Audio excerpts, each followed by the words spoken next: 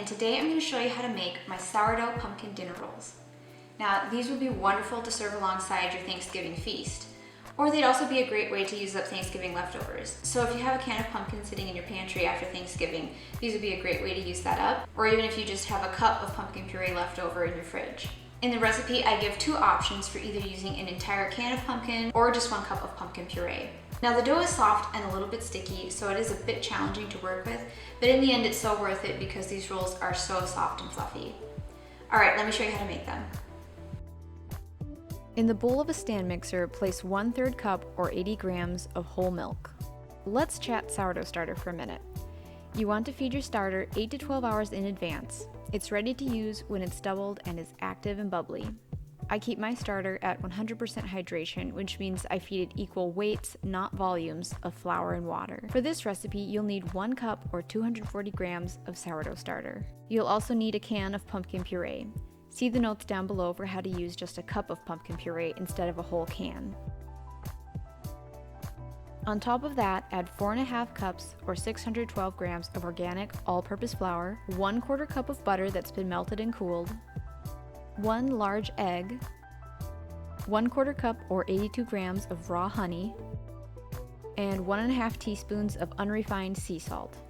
Knead using the dough hook attachment on medium speed for 20 minutes. Yep, you heard me, 20 minutes.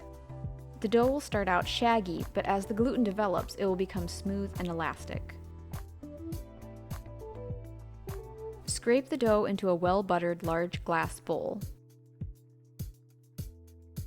Cover with a lid and allow to ferment at room temperature for 6 to 12 hours or until it has doubled. Now it's time to shape your rolls. Weigh your dough and divide that weight by the number of rolls you want to make. I usually do 15 rolls, which works out to about 101 grams per roll, which makes quite large rolls.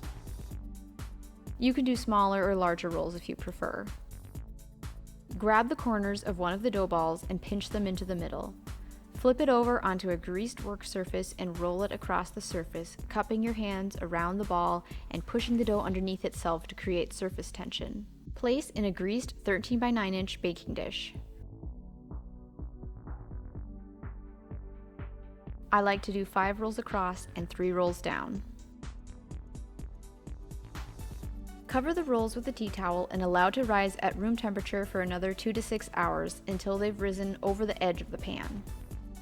You want to give them enough time to really puff up. Bake in a 375 Fahrenheit oven for 30 to 32 minutes or until they reach an internal temperature of 200 degrees Fahrenheit. They'll puff up even more in the oven. They should be deep brown on top when they're done. Allow to cool in the pan for 10 minutes. Brush the rolls with melted butter. This is optional, but it makes the rolls so pretty.